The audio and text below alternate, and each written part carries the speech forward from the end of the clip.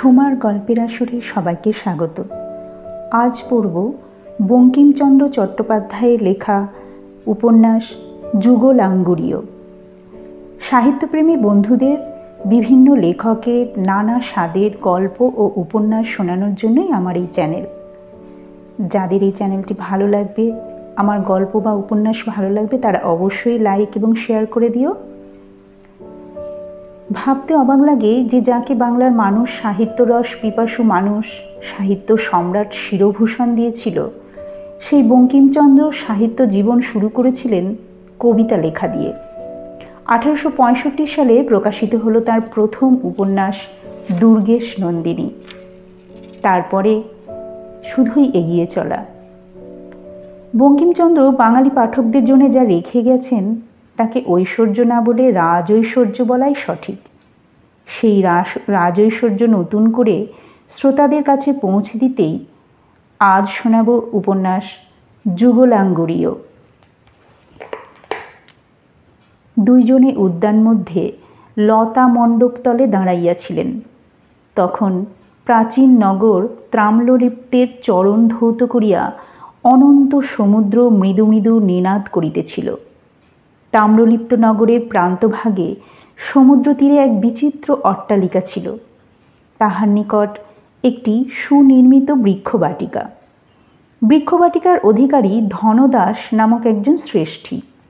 শ্রেষ্ঠীর কন্যা হিরণ্ময়ী লতামণ্ডপে দাঁড়াইয়া এক যুবা পুরুষের সঙ্গে কথা কহিতেছিলেন।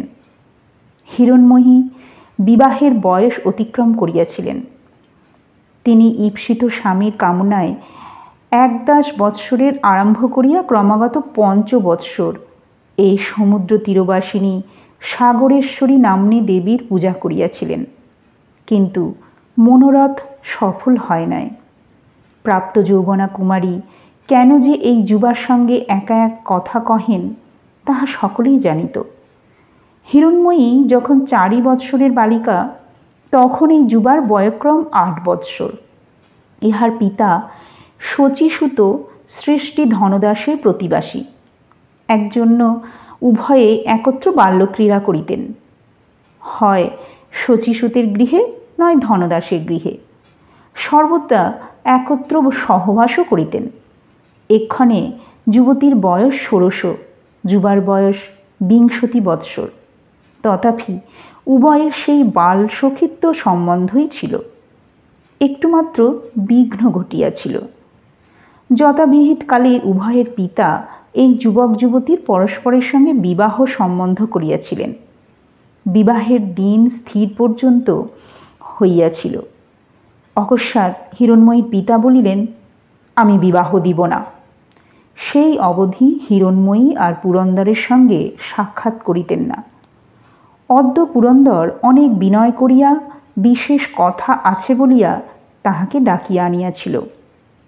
লতা মণ্ডপতলে আসিয়া হিরণ্ময়ী কহিল, আমাকে কেন ডাকিয়া আনিলে? আমি এক্ষণে আর বালিকা নহি। এখন আর তোমার সঙ্গে এমতো স্থানে একা সাক্ষাৎ করা ভালো দেখায় না। আর ডাকিলে আমি আসিব না। 16 বৎসরের বালিকা বলিতেছে, আমি আর বালিকা নহি। ইহা বড় মিষ্ট কথা, কিন্তু সে রস অনুভব করিবার লোক সেখানে কেহই ছিল না। পুরন্দরের বয়স বা মনের ভাব সেরূপ নহে। পুরন্দর মণ্ডপ বিলম্বিত লতা হইতে একটি পুষ্প ভাঙিয়া লইয়া তাহা হইতে ছিন্ন করিতে করিতে বলিলেন, আমি আর ডাকিব না। আমি দূরদেশে চলিলাম, তাই তোমাকে বলিয়া যাইতে আসিয়াছি। দূরদেশে? কোথায়? সিংহলে। সিংহলে? সে কি? কেন সিংহলে যাইবে? কেন যাইব? আমরা সৃষ্টি, বাণিজ্যার্থ যাইব। বলিতে বলিতে পুরন্দরের চক্ষু ছলছল করিয়া আসিল। হিরণ্ময়ী বিমনা হইলেন, কোনো কথা কহিলেন না। অনিমেষ লোচনে সম্মুখবর্তী সাগর তরঙ্গে সূর্যকিরণের ক্রীড়া দেখিতে লাগলেন। প্রাতঃকাল, মৃদু পবন বহিতেছে। মৃদু পবনোত্থিত অতুঙ্গ রঙ্গে বালারুণ রশ্মি আরোহণ করিয়া কাঁপিতেছে। সাগর জলে তাহার অনন্ত উজ্জ্বল রেখা প্রসারিত হইয়াছে। শ্যামাঙ্গীর অঙ্গে রজতালঙ্কারবৎ ফেননি চয় শোভিতেছে। তীরে জলচর পক্ষীকুল শ্বেত রেখা সাজাইয়া বেড়াইতেছে। হিরণময়ী সব দেখিলেন। নীল জল দেখিলেন, তরঙ্গশিরে ফেনমালা দেখিলেন, সূর্যরশ্মির ক্রীড়া দেখিলেন, দূরবর্তী অর্ণবপোত দেখিলেন। নীলাম্বরে একটি পক্ষী উড়িতেছে, তাহাও দেখিলেন। শেষে ভূতলশায়ী একটি শুষ্ক কুসুমের প্রতি দৃষ্টি করিতে করিতে কহিলেন, তুমি কেন যাবে? অন্যান্যবার তোমার পিতা যাইয়া থাকেন। পুরন্দর বলিল, আমার পিতা বৃদ্ধ হইতেছেন, আমার এখন অর্থোপার্জনের সময় হইয়াছে, আমি পিতার অনুমতি পাইয়াছি। হিরণময়ী লতামণ্ডপের কাষ্ঠে ললাট রক্ষা করিলেন। পুরন্দর দেখিলেন তাহার ললাট কুঞ্চিত হইতেছে, অধর স্ফুরিত হইতেছে, নাসিকারন্ধ্র স্ফীত হইতেছে। দেখিলেন যে হিরণময়ী কাঁদিয়া ফেলিলেন। পুরন্দর মুখ ফিরাইলেন। তিনিও একবার আকাশ, পৃথিবী, নগর, সমুদ্র সকল দেখিলেন, কিন্তু কিছুতেই রহিল না।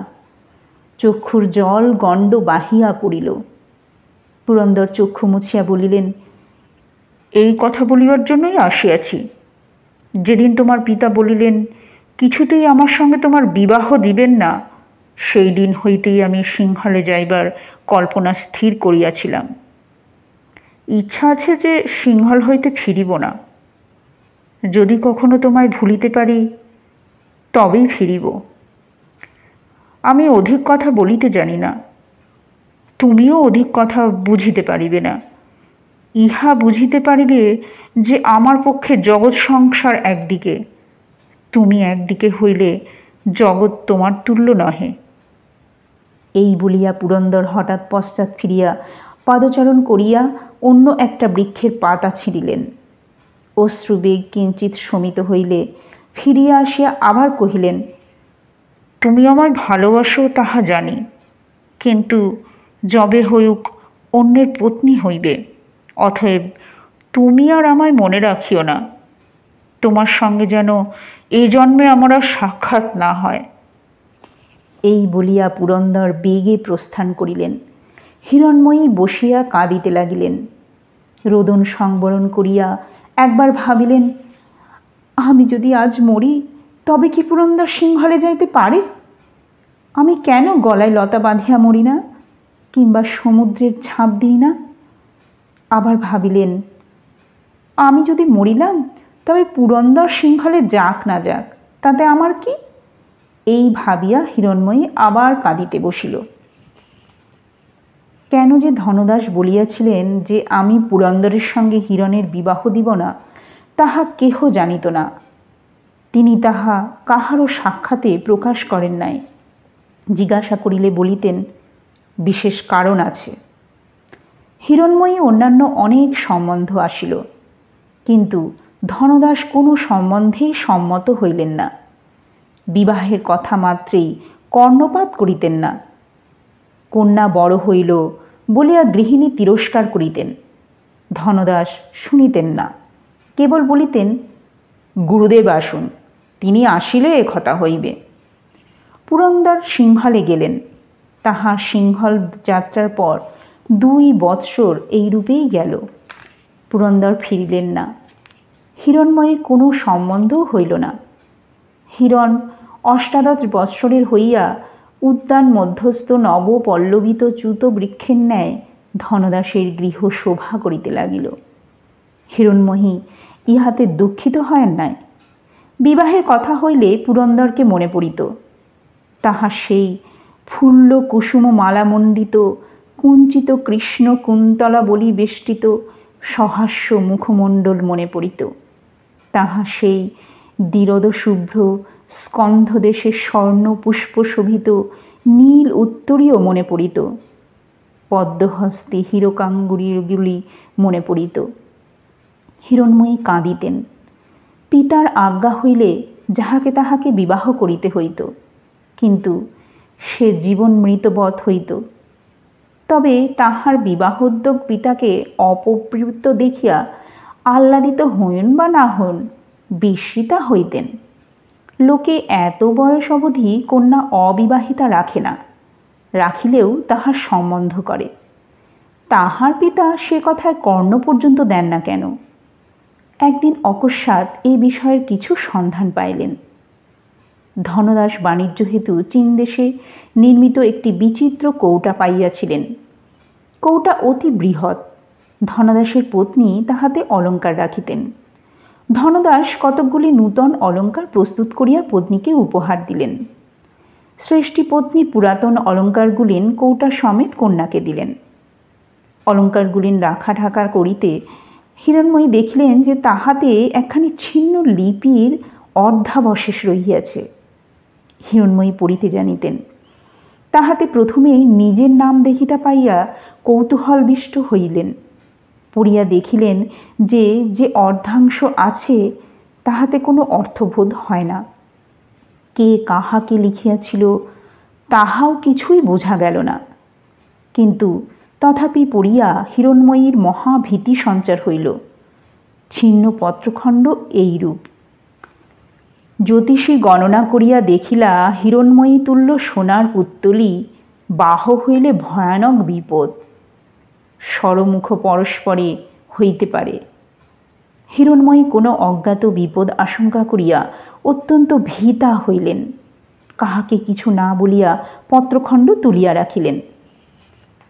2 বৎসরের পর আরও 1 বৎসর গেল, তথাপি পুরন্দরের সিংহল হইতে আসার কোনো সংবাদ পাওয়া গেল না।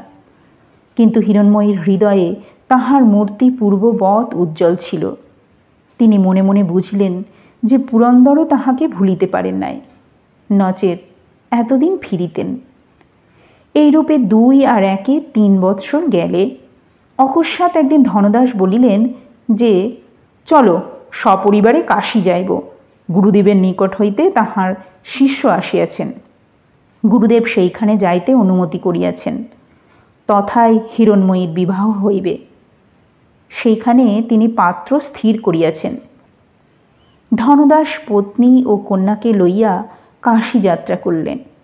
উপযুক্ত কালে কাশীতে উপনীত হইলে পর ধনদাসের গুরু আনন্দস্বামী আসিয়া সাক্ষাৎ করিলেন এবং বিবাহের দিন স্থির করিয়া যথাশাস্ত্র উদ্যোগ করিতে বলিয়া গেলেন।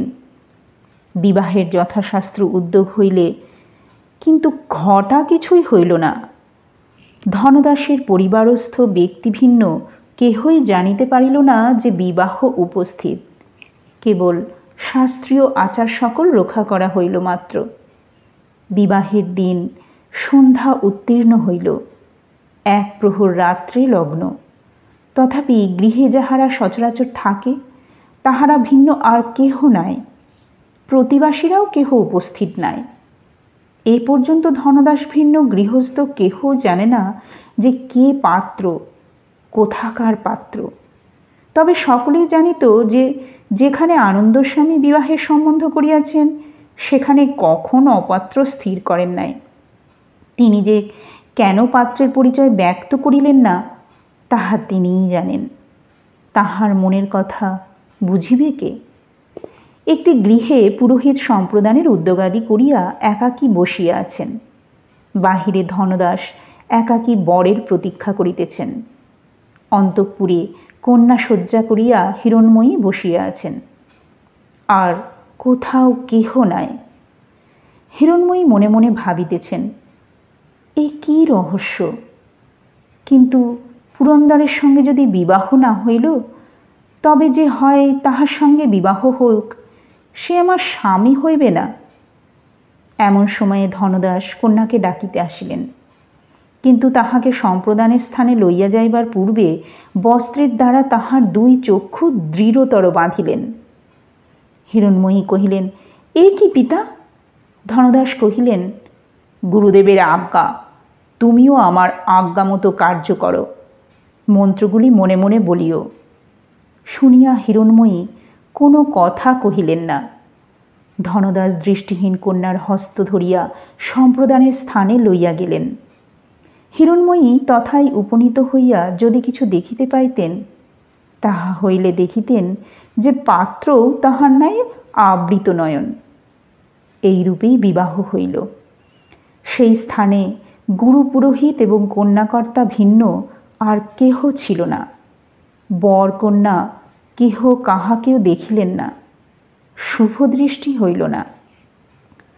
সম্প্রদানান্তে আনন্দস্বামী বরকন্যাকে কহিলেন যে তোমাদিগের বিবাহ হইল, কিন্তু তোমরা পরস্পরকে দেখিলে না। কন্যার কুমারী নাম ঘুচানোই এই বিবাহের উদ্দেশ্য। ইহজন্মে কখনো তোমাদের পরস্পরের সাক্ষাৎ হইবে কিনা বলিতে পারি না।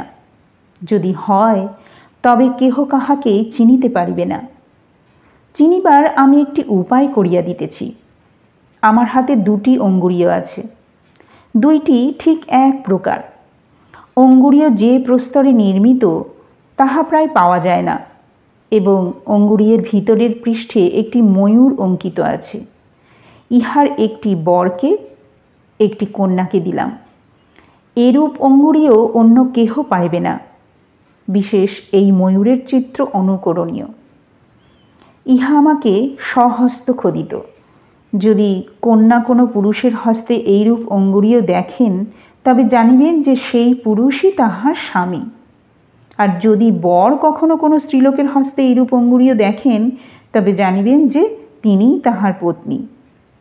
তোমরা কেহ এ অঙ্গুরীয় হারাইও না, বা কাহাকেও দিও না। অন্যাভাব হইলেও বিক্রয় করিও না। কিন্তু ইহাও আজ্ঞা করিতেছি যে অদ্য হইতে 5 বৎসর মধ্যে কদাচ এই অঙ্গুরীয় পড়িও না। অদ্য আষাঢ় মাসের শুক্লা পঞ্চমী, রাত্রি 11 দণ্ড হইয়াছে। ইহার পর 5ম আষাঢ়ের শুক্লা পঞ্চমীর 11 দণ্ড রাত্রি পর্যন্ত অঙ্গুরীয় ব্যবহার নিষেধ করিলাম। আমার নিষেধ অবহেলা করিলে গুরুতর অমঙ্গল হইবে। এই বলিয়া আনন্দস্বামী বিদায় হইলেন। ধনদাস কন্যার চক্ষুর বন্ধন মোচন করিলেন। হিরণময়ী চক্ষু চাহিয়া দেখিলেন যে গৃহমধ্যে কেবল পিতা ও পুরোহিত আছেন। তাহার স্বামী নাই। তাহার বিবাহরাত্রি একাই যাপন করিলেন। বিবাহান্তে ধনদাস ও স্ত্রী কন্যাকে লইয়া দেশে ফিরিয়া আসিলেন। আরও 4 বৎসর অতিবাহিত হইল। পুরন্দর ফিরিয়া আসিলেন না। হিরণময়ীর পক্ষে এখন ফিরিলেই কি, না ফিরিলেই কি? পুরন্দর যে এই 7 বৎসর ফিরিল না, ইহা ভাবিয়া হিরণময়ী দুঃখিতা হইলেন। মনে ভাবিলেন, তিনি যে আজিও আমায় ভুলিতে পারেন নাই বলিয়াই আসিলেন না, এই মতো কদাচ সম্ভবে নয়। তিনি জীবিত আছেন কিনা সংশয়। তাহার দেখার আমি কামনা করি না। এখন আমি অন্যের স্ত্রী, কিন্তু আমার বাল্যকালের সুহৃদ বাঁচিয়া থাকুন, এ কামনা কেন না করিব? ধনদাসেরও কোনো কারণে না কোনো কারণে চিন্তিত ভাব প্রকাশ হইতে লাগিল। ক্রমে চিন্তা গুরুতর হইয়া শেষে দারুণ রোগে পরিণত হইল। তাহাতে তাহার মৃত্যু হইল। ধনদাসের পত্নী অনুমৃতা হইলেন। হিরণময়ীর আর কেহ ছিল না। এজন্য হিরণময়ী মাতার চরণ ধারণ করিয়া অনেক রোদন করিয়া কহিলেন যে তুমি মরিও না। কিন্তু সৃষ্টিপত্নী শুনিলেন না। তখন হিরণময়ী পৃথিবীতে একাকিনী হইলেন। মৃত্যুকালে হিরণময়ীর মাতা তাহাকে বুঝাইয়াছিলেন যে বাছা, তোমার কিসের ভাবনা? তোমার একজন স্বামী অবশ্যই আছেন।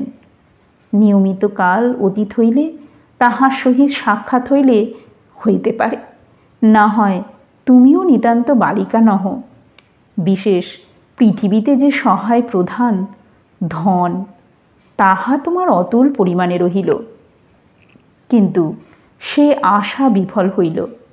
ধনদাসের মৃত্যুর পর দেখা গেল যে তিনি কিছুই রাখিয়া যায় নাই। অলঙ্কার, অট্টালিকা এবং গার্হস্থ্য সামগ্রী ভিন্ন আর কিছুই নাই। অনুসন্ধানে হিরণময়ী জানিলেন যে ধনদাস কয়েক বৎসর হইতে বাণিজ্যে ক্ষতিগ্রস্ত হইয়া আসিতেছিলেন। তিনি তাহা কাহাকেও না বলিয়া শোধনের চেষ্টায় ছিলেন। ইহারই তাহার চিন্তার কারণ। শেষে শোধনও অসাধ্য হইল। ধনদাস মনের ক্লেশে পীড়িত হইয়া পরলোকপ্রাপ্ত হইয়াছিলেন। এই সকল সংবাদ শুনিয়া অপরাপর শ্রেষ্ঠীরা আসিয়া হিরণময়ীকে কহিল যে, তোমার পিতা আমাদের ঋণগ্রস্ত হইয়া মরিয়াছেন, আমাদিগের ঋণ পরিশোধ করো। শ্রেষ্ঠী কন্যা অনুসন্ধান করিয়া জানিলেন যে তাহাদের কথা যথার্থ। তখন হিরণময়ী সর্বস্ব বিক্রয় করিয়া তাহাদের ঋণ পরিশোধ করিলেন, বাসগৃহ পর্যন্ত বিক্রয় করিলেন। এখন হিরণময়ী অন্ন বস্ত্রের দুঃখে দুঃখিনী হইয়া নগর প্রান্তে এক কুটির মধ্যে একা বাস করিতে লাগিলেন। কেবলমাত্র এক সহায় পরম হিতৈষী আনন্দস্বামী, কিন্তু তিনি তখন দূর দেশে ছিলেন। হিরণময়ীর এমন একটি লোক ছিল না যে আনন্দস্বামীর নিকট প্রেরণ করে। হিরণময়ী যুবতী এবং সুন্দরী, একাকিনী এক গৃহে শয়ন করা ভালো নহে, আপদও আছে, কলঙ্কও আছে। অমলা নামে এক গোপকন্যা হিরণময়ীর প্রতিবাসিনী ছিল। সে বিধবা, তাহার একটি কিশোর বয়স্ক পুত্র এবং কয়েকটি কন্যা। তাহার যৌবনকাল অতীত হইয়াছিল, সচ্চরিত্রা বলিয়া তাহার খ্যাতি ছিল। হিরণময়ী রাত্রিতে আসিয়া তাহার গৃহে শয়ন করিতেন। একদিন হিরণময়ী অমলার গৃহে শয়ন করিতে আসিলে পর অমলা তাহাকে কহিল, সংবাদ শুনিয়াছ, পুরন্দর শ্রেষ্ঠী নাকি 8 বৎসরের পর নগরে ফিরিয়া আসিয়াছে। শুনিয়া হিরণময়ী মুখ ফিরাইলেন। চক্ষুর জল অমলা না দেখিতে পায়। পৃথিবীর সঙ্গে হিরণময়ীর শেষ সম্বন্ধ ঘুচিল। পুরন্দর তাহাকে ভুলিয়া গিয়াছে, নচেত ফিরিত না। পুরন্দর এক্ষণে মনে রাখুক বা ভুলুক, তাহার লাভ বা ক্ষতি কি? তথাপি যাহা স্নেহের কথা ভাবিয়া যাবজ্জীবন কাটাইয়াছেন, সে ভুলিয়াছে ভাবিতে হিরণময়ীর মনে কষ্ট হইল। হিরণময়ী একবার ভাবিলেন, ভুলেন নাই, কতকাল আমার জন্য বিদেশে থাকিবেন, বিশেষ তাহাতে তাহার পিতার মৃত্যু হইয়াছে, আর দেশে না আসিলে চলিবে কেন? আবার ভাবিলেন, আমি কুলোটা সন্দেহ নাই, নহিলে পুরন্দরের কথা মনে করি কেন? অমলা কহিল, পুরন্দরকে কি তোমার মনে পড়িতেছে না? পুরন্দর শচীসূত শেঠীর ছেলে। হিরণময়ী কহিল, চিনি, তা সে ফিরে এসেছে। কত নৌকা যে ধন এনেছে, তাহা গুণে সংখ্যা করা যায় না। এত ধন নাকি এ তামলীপে কেহ কখনো দেখে নাই। হিরণময়ীর হৃদয়ে রক্ত একটু খর বহিল। তাহার দারিদ্র দশা মনে পড়িল, পূর্ব সম্বন্ধও মনে পড়িল। দারিদ্র্যের জ্বালা বড় জ্বালা। তাহার পরিবর্তে এই অতুল ধনরাশি হিরণময়ীর হইতে পারিত। ইহা ভাবিয়া যাহার খর রক্ত না বহে, এমন স্ত্রীলোক অতি অল্প আছে। হিরণময়ী ক্ষণেককাল অন্য মনে থাকিয়া পরে অন্য প্রসঙ্গ তুলিল। শেষ শয়নকালে জিজ্ঞাসা করিল, অমলে, সেই শ্রেষ্ঠীপুত্রের বিবাহ হইয়াছে? অমলা কহিল, না, বিবাহ হয় নাই। হিরণময়ীর ইন্দ্রিয় সকল অবশ হইল। সে রাত্রিতে আর কোনো কথা হইল না। পরে একদিন অমলা হাসি মুখে হিরণময়ীর নিকটে আসিয়া মধুর ভর্ৎসনা করিয়া কহিল, হ্যাঁ গা বাছা, তোমার কি এমনই ধর্ম? হিরণময়ী কহিল, কি করিয়াছি? আমার কাছে এতদিন তা বলিতে নাই। কি বলি নাই? পুরন্দর শেঠীর সঙ্গে তোমার এত আত্মীয়তা?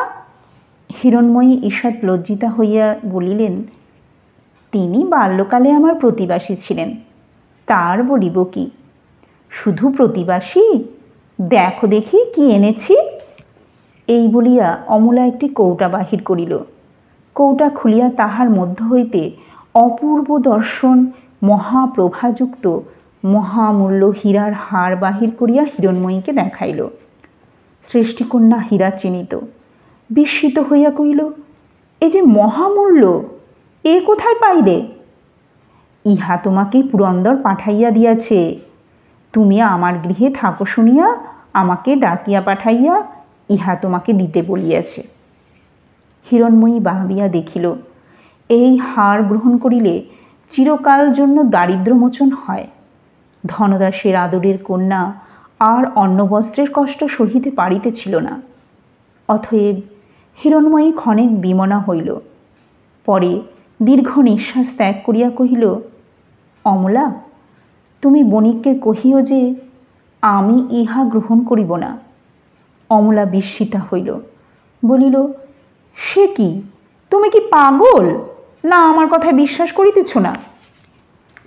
হিরণময়ী বলিল, আমি তোমার কথায় বিশ্বাস করিতেছি, আর পাগলও নই, আমি উহা গ্রহণ করিব না। অমলা অনেক তিরস্কার করিতে লাগিল। হিরণময়ী কিছুতেই গ্রহণ করিলেন না। তখন অমলা হার লইয়া রাজা মদনদেবের নিকট গেল। রাজাকে প্রণাম করিয়া হার উপহার দিল।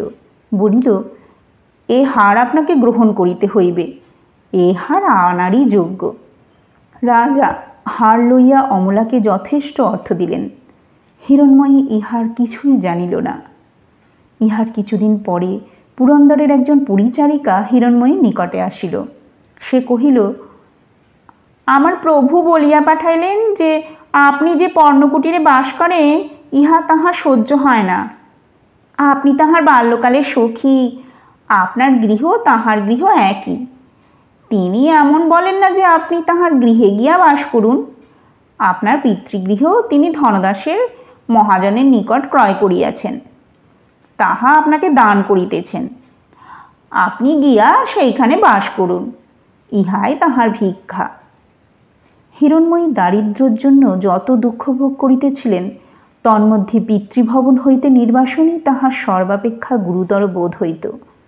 যেখানে বাল্য ক্রীড়া করিয়াছিলেন, যেখানে পিতামাতার সহবাস করিতেন, যেখানে তাহাদিগে মৃত্যু দেখিয়াছেন, সেখানে যে আর বাস করিতে পান না, এ কষ্ট গুরুতর বোধ হইত। সেই ভবনের কথায় তাহার চক্ষে জল আসিল। তিনি পরিচারিকাকে আশীর্বাদ করিয়া কহিলেন, এ দান আমার গ্রহণ করা উচিত নহে, কিন্তু আমি এ লোভ সংবরণ করিতে পারিলাম না।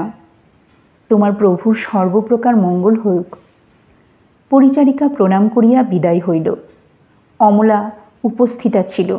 হিরণময়ী তাহাকে বলিলেন, অমলা, তথায় আমরা একা বাস করা যাইতে পারে না, তুমিও তথায় বাস করিবে, চলো।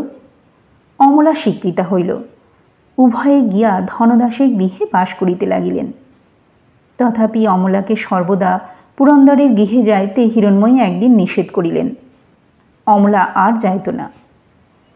পিতৃগৃহে গমনাবধি হিরণময়ী একটা বিষয়ে বড় বিস্মিতা হইলেন। একদিন অমলা কহিল, তুমি সংসার নির্বাহের জন্য ব্যস্ত হইও না, বা শারীরিক পরিশ্রম করিও না। রাজবাড়ি আমার কার্য হইয়াছে, আর এখন অর্থের অভাব নাই, অতএব আমি সংসার চালাইব। তুমি সংসারে কর্ত্রী হইয়া থাকো। হিরণময়ী দেখিলেন অমলার অর্থের বিলক্ষণ প্রাচুর্য। মনে মনে নানা প্রকার সন্দিহান হইলেন। বিবাহের পর পঞ্চমাষাঢ়ের শুক্লা পঞ্চমী আসিয়া উপস্থিত হইল। হিরণময়ী একথা স্মরণ করিয়া সন্ধ্যাকালে বিমনা হইয়া বসিয়াছিলেন। ভাবিতেছিলেন, গুরুদেবের আজ্ঞানুসারে আমি কালী হইতে অঙ্গুরীয়টি পড়িতে পারি, কিন্তু পড়িব কি? পড়িয়া আমার কি লাভ? হয়তো স্বামী পাইব, কিন্তু স্বামী পাইবার আমার বাসনা নাই। অথবা চিরকালের জন্য কেনই বা পরের মূর্তি মনে আঁকিয়া রাখি? এই দুরন্ত হৃদয়কে শাসিত করাই উচিত, নহিলে ধর্মে পতিত হইতেছি। এমন সময়ে অমলা বিস্ময় বিহ্বলা হইয়া আসিয়া কহিল, কি সর্বনাশ! আমি কিছুই বুঝিতে পারিতেছি না, না জানি কি হইবে। কি হইয়াছে? রাজপুরী হইতে তোমার জন্য শিবিকা লইয়া দাস দাসী আসিয়াছে, তোমাকে লইয়া যাইবে। তুমি পাগল হইয়াছ? আমাকে রাজবাড়ি হইতে লইতে আসিবে কেন? এমন সময় রাজদূতী আসিয়া প্রণাম করিল এবং কহিল যে রাজাধিরাজ পরম ভট্টারক শ্রী মদনদেবের আজ্ঞা যে হিরণময়ী এই মুহূর্তেই শিবিকারোহণে রাজাবরধে যাইবেন। হিরণময়ী বিস্মিতা হইলেন, কিন্তু অস্বীকার করিতে পারিলেন না। রাজাজ্ঞা অলঙ্ঘ্য। বিশেষ রাজা মদনদেবের অবরোধে যাইতে কোনো শঙ্কা নাই। রাজা পরম ধার্মিক এবং জিতেন্দ্রিয় বলিয়া খ্যাত। তাহার প্রতাপে কোনো রাজপুরুষও কোনো স্ত্রীলোকের উপর কোনো অত্যাচার করিতে পারে না। হিরণময়ী অমলাকে বলিলেন, অমলে, আমি রাজদর্শনে যাইতে সম্মতা, তুমি সঙ্গে চলো। অমলা স্বীকৃতা হইল। তৎসমব্যাহারে শিবিকারোহণে হিরণময়ী রাজাবরের মধ্যে প্রবিষ্টা হইলেন। প্রতিহারী রাজাকে নিবেদন করিল যে শ্রেষ্ঠী কন্যা আসিয়াছে। রাজাজ্ঞা পাইয়া প্রতিহারী একা হিরণময়ীকে রাজসমক্ষে লইয়া আসিল। অমলা বাহিরেই রহিল। হিরণময়ী রাজাকে দেখিয়া বিস্মিতা হইলেন। রাজা দীর্ঘাকৃতি পুরুষ, কপাট বক্ষ, দীর্ঘ হস্ত, অতি সুগঠিত আকৃতি, ললাট প্রশস্ত, বিস্ফারিত আয়ত চক্ষু, শান্তমূর্তি। এরূপ সুন্দর পুরুষ কদাচিৎ স্ত্রীলোকের নয়নপথে পড়ে। রাজাও সৃষ্টিকন্যাকে দেখিয়া জানিলেন রে রাজাবরধেও এরূপ সুন্দরী দুর্লভ। রাজা কহিলেন, তুমি হিরণময়ী? হিরণময়ী কহিলেন, আমি আপনার দাসী। রাজা কহিলেন, কেন তোমাকে ডাকাইয়াছি তাহা শোনো। তোমার বিবাহের কথা মনে পড়ে? হিরণময়ী বলল, পড়ে। সেই রাত্রে আনন্দস্বামী তোমাকে যে অঙ্গুরিয়ে দিয়াছিলেন তাহা তোমার কাছে আছে? মহারাজ, সে অঙ্গুরিও আছে, কিন্তু সে সকল অতি গুহ্য বৃত্তান্ত। কি প্রকারে আপনি তাহা অবগত হইলেন? রাজা তাহার কোনো উত্তর না দিয়া কহিলেন, সে অঙ্গুরিও কোথায় আছে, আমাকে দেখাও। হিরণময়ী কহিলেন, উহা আমি গৃহে রাখিয়া আসিয়াছি। 5 বৎসর পরিপূর্ণ হইতে আরও কয়েক দণ্ড বিলম্ব আছে, অতএব তাহা পড়িতে আনন্দস্বামীর যে নিষেধ ছিল তাহা এখনও আছে। ভালোই, কিন্তু সেই অঙ্গুরিয়ের অনুরূপ দ্বিতীয় যে অঙ্গুরিও তোমার স্বামীকে আনন্দস্বামী দিয়াছিলেন তাহা দেখিলে চিনিতে পারিবে? উভয় অঙ্গুরিও একই রূপ, সুতরাং দেখিলে চিনিতে পারিব। তখন প্রতিহারী রাজাজ্ঞা প্রাপ্ত হইয়া এক সুবর্ণের কৌটা আনিল। রাজা তাহার মধ্য হইতে একটি অঙ্গুরিও লইয়া বলিলেন, দেখো, এই অঙ্গুরিও কাহার? হিরণময়ী অঙ্গুরিও প্রদীপালোকে বিলক্ষণ নিরীক্ষণ করিয়া বলিলেন, দেব, এই আমার স্বামীর অঙ্গুরিও বটে, কিন্তু আপনি ইহা কোথায় পাইলেন? পরে কিয়ৎক্ষণ চিন্তা করিয়া বলিলেন, দেখো, ইহাতে জানিলাম যে আমি বিধবা হইয়াছি। স্বজনহীন মৃতের ধন আপনার হস্তগত হইয়াছে, নহিলে তিনি জীবিতাবস্থায় ইহা ত্যাগ করিবেন সম্ভাবনা ছিল না। রাজা হাসিয়া কহিলেন, আমার কথায় বিশ্বাস করো, তুমি বিধবা নহে। তবে আমার স্বামী আমার অপেক্ষাও দরিদ্র, ধনলোভে ইহা বিক্রয় করিয়াছেন। তোমার স্বামী ধনী ব্যক্তি, তবে আপনি বলে ছলে কৌশলে তাহার নিকট ইহা অপহরণ করিয়াছেন। রাজা এই দুঃসাহসিক কথা শুনিয়া বিস্মিত হইলেন, বলিলেন, তোমার বড় সাহস! রাজা মদনদেব চোর, ইহা আর কেহ বলে না। নচেত আপনি এই অঙ্গুরিও কোথায় পাইলেন? আনন্দস্বামী তোমার বিবাহের রাত্রে ইহা আমার অঙ্গুলিতে পরাইয়া দিয়াছেন। হিরণময়ী তখন লজ্জায় অধোমুখী হইয়া কহিলেন, আর্যপুত্র, আমার অপরাধ ক্ষমা করুন। আমি চপলা, না জানিয়া কটু কথা বলিয়াছি। হিরণময়ী রাজমহিষী। ইহা শুনিয়া হিরণময়ী অত্যন্ত বিস্মিতা হইলেন, কিন্তু কিছুমাত্র আহ্লাদিত হইলেন না, বরং বিষণ্ণ হইলেন। ভাবিতে লাগিলেন যে আমি এতদিন পুরন্দরকে পাই নাই বটে, কিন্তু পরপত্নীত্বের যন্ত্রণা ভোগ করি নাই। এক্ষণ হইতে আমার সে যন্ত্রণা আরম্ভ হইল, আর আমি হৃদয় মধ্যে পুরন্দরের পত্নী কি প্রকারে অন্যান্য রোগী হইয়া এই মহাত্মার গৃহ কলঙ্কিত করিব। হিরণময়ী এইরূপ ভাবিতেছিলেন। এমন সময় রাজা বলিলেন, হিরণময়ী, তুমি আমার মহিষী বটে, কিন্তু তোমাকে গ্রহণ করিবার পূর্বে আমার কয়েকটি কথা জিজ্ঞাসা আছে। তুমি বিনামূল্যে পুরন্দরের গৃহে বাস করো কেন? হিরণময়ী অধবদন হইলেন। রাজা পুনরপি জিজ্ঞাসা করিলেন, তোমার দাসী অমলা সর্বদা পুরন্দরের গৃহে যাতায়াত করে কেন? হিরণময়ী আরও লজ্জাবনত মুখী হইয়া রহিলেন। ভাবিতেছিলেন, রাজা মদনদেব কি সর্বজ্ঞ? তখন রাজা কহিলেন, আর একটা গুরুতর কথা আছে। তুমি পরনারী হইয়া পুরন্দর প্রদত্ত হীরকহার গ্রহণ করিয়াছিলে কেন?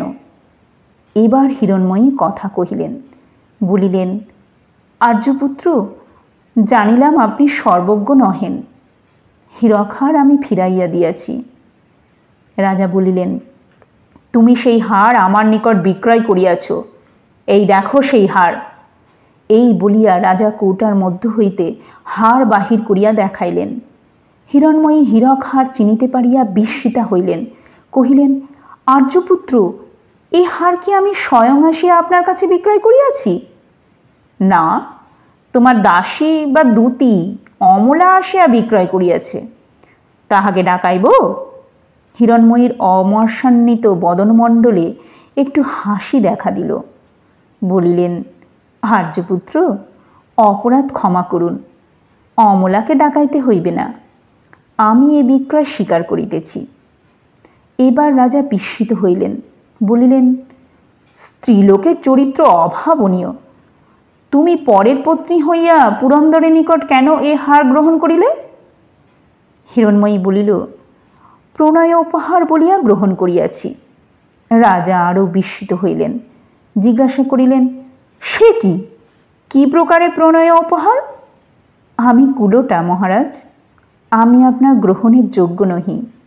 আমি প্রণাম করিতেছি, আমাকে বিদায় দিন। আমার সঙ্গে বিবাহ বিস্তৃত হইন। হিরণময়ী রাজাকে প্রণাম করিয়া গমনোদ্যত হইয়াছেন, এমন সময় রাজার বিস্ময় বিকাশক মুখকান্তি অকস্মাৎ প্রফুল্ল হইল। তিনি উচ্চ হাস্য করিয়া উঠিলেন। হিরণময়ী ফিরিল। রাজা কহিলেন, হিরণময়ী, তুমি জিতিলে, আমি হারিলাম। তুমিও কুলোটা নহ, আমিও তোমার স্বামী নহি। যাইও না। মহারাজ, তবে এ কাণ্ডটা কি? আমাকে বুঝাইয়া বলুন। আমি অতি সামান্য স্ত্রী। আমার সঙ্গে আপনার তুল্য গম্ভীর প্রকৃতি রাজাধিরাজের রহস্য সম্ভবে নয়। রাজা হাস্য ত্যাগ করিয়া বলিলেন, আমার ন্যায় রাজারই এরূপ রহস্য সম্ভবে। 6 বৎসর হইল তুমি একখানি পত্রার্ধ অলঙ্কার মধ্যে পাইয়াছিলে, তাহা কি আছে? মহারাজ, আপনি সর্বজ্ঞই বটে। পত্রার্ধ আমার গৃহে আছে। তুমি শিবিকারোহণে পুনশ্চ গৃহে গিয়া সেই পত্রার্ধ লইয়া আসিও। তুমি আসিলে আমি সকল কথা বলিব। হিরণময়ী রাজার আজ্ঞায় শিবিকারোহণে স্বগৃহে প্রত্যাগমন করিলেন এবং তথা হইতে সেই পূর্ব বর্ণিত পত্রার্ধ লইয়া পুনশ্চ রাজ সন্নিধানে আসিলেন। রাজা সেই পত্রার্ধ দেখিয়া আর একখানি পত্রার্ধ কৌটা হইতে বাহির করিয়া হিরণময়ীকে দিলেন। বলিলেন, উভয় অর্ধেক মিলিত করো। হিরণময়ী উভয়ার্ধ মিলিত করিয়া দেখিলেন, মিলিল। রাজা কহিলেন, উভয়ার্ধ একত্রিত করিয়া এবার পাঠ করো। তখন হিরণময়ী নিম্নলিখিত মতো পাঠ করিলেন। জ্যোতিষী গণনা করিয়া দেখিলাম যে তুমি যে কল্পনা করিয়াছ তাহা কর্তব্য নহে। হিরণময়ী তুল্য সোনার পুত্তলিকে কখনো চিরবৈদভ্যে নিক্ষিপ্ত করা যাইতে পারে না। তাহার বিবাহ হইলে ভয়ানক বিপদ। তাহার চিরবৈধব্য ঘটিবে গণনা দ্বারা জানিয়াছি। তবে 5 বৎসর পর্যন্ত পরস্পরে যদি দম্পতি মুখদর্শন না করে, তবে এই গ্রহ হইতে নিষ্কৃতি হইতে পারে। তাহার বিধান আমি করিতে পারি।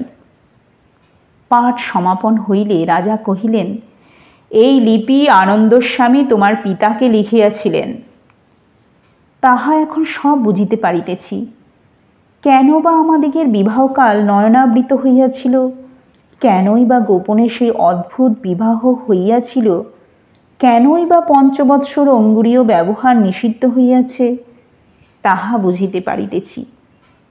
কিন্তু আর তো কিছুই বুঝিতে পারিতেছি না। রাজা তখন বলিলেন, আর তো অবশ্য বুঝিয়াছ যে এই পত্র পাইয়াই তোমার পিতা পুরন্দরের সহিত সম্বন্ধ রহিত করিলেন। পুরন্দর সেই দুঃখে সিংহলে গেল।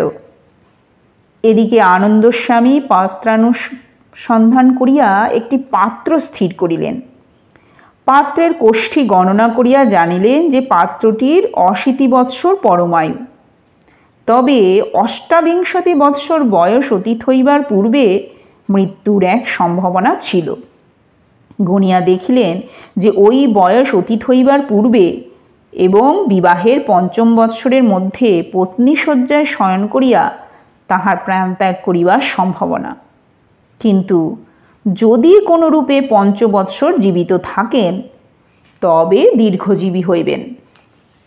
অতএব পাত্রে ৩৩ বৎসর অতীত হইবার সময়ে বিবাহ দেওয়া স্থির করিলেন। কিন্তু এতদিন অবিবাহিত থাকিলে পাছে তুমি কোনো প্রকার চঞ্চলা হও বা গোপনে কাহাকে বিবাহ করো, এই জন্যই তোমাকে ভয় দেখাইবার কারণে এই পত্রার্ধ তোমার অলঙ্কার মধ্যে রাখিয়াছিলেন। তৎপরে বিবাহ দিয়া ৫ বৎসর সাক্ষাৎ না হয় তাহার জন্য যে যে কৌশল করিয়াছিলেন তাহা জ্ঞানত আছো। সেই জন্যই পরস্পরের পরিচয় মাত্র পাও নাই। কিন্তু সম্প্রতি কয়েক মাস হইল বড় গোলযোগ হইয়া উঠিয়াছিল। কয়েক মাস হইল আনন্দস্বামী এ নগরে আসিয়া তোমার দারিদ্র্য শুনিয়া নিতান্ত দুঃখিত হইলেন। তিনি তোমাকে দেখিয়া আসিয়াছিলেন, কিন্তু সাক্ষাৎ করেন নাই। তিনি আসিয়া আমার সহিত সাক্ষাৎ করিয়া তোমার বিবাহ বৃত্তান্ত আনুপূর্বিক কহিলেন। পরে কহিলেন, আমি যদি জানিতে পারিতাম যে হিরণ্ময়ী এরূপ দারিদ্রাবস্থায় আছে, তাহা হইলে আমি উহা মোচন করিতাম। এক্ষণে আপনি উহার প্রতিকার করিবেন। এ বিষয়ে আমাকেই আপনার ঋণী জানিবেন। আপনার ঋণ আমি পরিশোধ করিব। সম্প্রতি আমার আর একটি অনুরোধ রক্ষা করিতে হইবে। হিরণ্ময়ীর স্বামী এই নগরে বাস করিতেছেন। উহাদের পরস্পর সাক্ষাৎ না হয় ইহা আপনি দেখিবেন। এই বলিয়া তোমার স্বামীর পরিচয়ও আমার নিকটে দিলেন। সেই অবধি অমলা যে অর্থব্যয়ের দ্বারা তোমার দারিদ্র্য দুঃখ মোচন করিয়া আসিতেছে তাহা আমা হইতেই প্রাপ্ত। আমি তোমার পিতৃগৃহ ক্রয় করিয়া তোমাকে বাস করিতে দিয়াছিলাম। হার আমিই পাঠাইয়াছিলাম, সেও তোমার পরীক্ষার্থ। তবে আপনি এ অঙ্গুরীও কোথায় পাইলেন? কেনই বা আমার নিকট স্বামীরূপে পরিচয় দিয়া আমাকে প্রতারিত করিয়াছিলেন? পুরন্দরের গৃহে বাস করিতেছি বলিয়া কেনই বা অনুযোগ করিতেছিলেন? যে দণ্ডে আমি আনন্দস্বামীর আনুজ্ঞা পাইলাম সেই দণ্ডেই আমি তোমার প্রহরায় লোক নিযুক্ত করিলাম। সেই দিনই অমলা দ্বারা তোমার নিকট হার পাঠায়। তারপর অদ্য ৫ম বৎসর পূর্ণ হইবে জানিয়া তোমার স্বামীকে ডাকাইয়া কহিলাম, তোমার বিবাহ বৃত্তান্ত আমি সমুদায় জানি। তোমার সেই অঙ্গুরীয়টি লইয়া ১১ দণ্ড রাত্রের সময় আসিও। তোমার স্ত্রীর সহিত মিলন হইবে।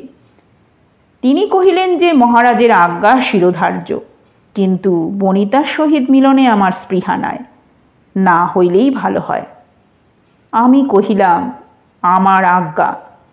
তাহাতে তোমার স্বামী স্বীকৃত হইলেন, কিন্তু কহিলেন যে আমার সেই বনিতা সচ্চরিত্রা কি দুশ্চরিতা তাহা আপনি জানেন। যদি দুশ্চরিত্রা স্ত্রী গ্রহণ করিতে আজ্ঞা করেন তবে আপনাকে অধর্ম স্পর্শিবে। আমি উত্তর করিলাম, অঙ্গুরীয়টি দিয়া যাও, আমি তোমার স্ত্রীর চরিত্র পরীক্ষা করিয়া গ্রহণ করিতে বলিব। তিনি কহিলেন, এ অঙ্গুরীয় অন্যকে বিশ্বাস করিয়া দিতাম না, কিন্তু আপনাকে অবিশ্বাস নাই। আমি অঙ্গুরীয় লইয়া তোমাকে যে পরীক্ষা করিয়াছি তাহাতে তুমি জয়ী হইয়াছ। পরীক্ষা তো কিছুই বুঝিতে পারিলাম না। এমন সময় রাজপুরে মঙ্গলসূচক ঘোরতর বাদ্যোদ্যম হইয়া উঠিল। রাজা কহিলেন, রাত্রি ১১ দণ্ড অতীত হইল, পরীক্ষার কথা পশ্চাৎ বলিব। এক্ষণে তোমার স্বামী আসিয়াছেন, শুভ লগ্নে তোমার সহিত শুভ দৃষ্টি করো। তখন পশ্চাৎ হইতে সেই কক্ষের দ্বার উদ্ঘাটিত হইল। একজন মহাকায় পুরুষ সেই দ্বারপথে কক্ষ মধ্যে প্রবেশ করিল। রাজা কহিলেন, হিরণময়ী, ইনিই তোমার স্বামী। হিরণময়ী চাহিয়া দেখিলেন, তাহার মাথা ঘুরিয়া গেল। জাগ্রত স্বপ্নের ভেদ জ্ঞান শূন্যা হইলেন। দেখিলেন পুরন্দর। উভয়ে উভয়ে নিরীক্ষণ করিয়া স্তম্ভিত, উন্মত্ত প্রায় হইলেন। কেহই যেন কথা বিশ্বাস করিলেন না। রাজা পুরন্দরকে কহিলেন, সুহৃত, হিরণময়ী তোমার যোগ্যা পত্নী, আদরে গৃহে লইয়া যাও। ইনি অদ্যাপি তোমার প্রতি পূর্ববৎ স্নেহময়ী। আমি দিবারাত্র ইহাকে প্রহরাতে রাখিয়াছিলাম। তাহাতে বিশেষ জানি যে ইনি অনন্যানুরাগিনী। তোমার ইচ্ছাক্রমে উহার পরীক্ষা করিয়াছি। আমি উহার স্বামী বলিয়া পরিচয় দিয়াছিলাম, কিন্তু রাজ্যলোভেও হিরণময়ী লুব্ধ হইয়া তোমাকে ভুলেন নাই। আপনাকে হিরণময়ীর স্বামী বলিয়া পরিচিত করিয়া ইঙ্গিতে জানাইলাম যে হিরণময়ীকে তোমার প্রতি অশক্ত প্রণয়াসক্ত বলিয়া সন্দেহ করি। যদি হিরণময়ী তাহাতে দুঃখিতা হতো, আমি নির্দোষী, আমাকে গ্রহণ করুন বলিয়া কাতর হইত, তাহা হইলে বুঝিতাম যে হিরণময়ী তোমাকে ভুলিয়াছে। কিন্তু হিরণময়ী তাহা না করিয়া বলিল, মহারাজ, আমি কুলোটা, আমাকে ত্যাগ করুন। হিরণময়ী, তোমার তখনকার মনের ভাব আমি সকলই বুঝিয়াছিলাম। তুমি অন্য স্বামীর সংসর্গ করিবে না বলিয়া আপনাকে কুলোটা বলিয়া পরিচয় দিয়াছিলে। এক্ষণে আশীর্বাদ করি, তোমরা সুখী হও। মহারাজ, আমাকে আর একটি কথা বুঝাইয়া দিন। ইনি সিংহলে ছিলেন, কাশীতে আমার সঙ্গে পরিণয় হইল কি প্রকারে? যদি ইনি সিংহল হইতে সে সময় আসিয়াছিলেন, তবে আমরা কেহ জানিলাম না কেন? রাজা তখন বলিলেন, আনন্দস্বামী এবং পুরন্দরের পিতায় পরামর্শ করিয়া সিংহলে লোক পাঠাইয়া ইহাকে সিংহল হইতে একেবারে কাশী লইয়া গিয়াছিলেন। পরে সেইখান হইতেই ইনি পুনশ্চ সিংহল গিয়াছিলেন, তাম্রলিপ্তে আসেন নাই। এই জন্যই তোমরা কেহ জানিতে পারো নাই। পুরন্দর কহিলেন, মহারাজ, আপনি যেমন আমার চিরকালের মনোরথ পূর্ণ করিলেন, জগদীশ্বর এমনই আপনার সকল মনোরথ পূর্ণ করুন। অদ্য আমি যেমন সুখী হইলাম, এমন সুখী কেহ আপনার রাজ্যে কখনো বাস করে নাই। উপন্যাসটি তোমাদের কেমন লাগলো তা অবশ্যই কমেন্ট করে জানিও। যারা এখনও আমার চ্যানেলটি সাবস্ক্রাইব করোনি, তারা অবশ্যই সাবস্ক্রাইব করে দিও আরও অনেক অন্য অন্য গল্প উপন্যাস শোনার জন্য। আজ এই পর্যন্তই।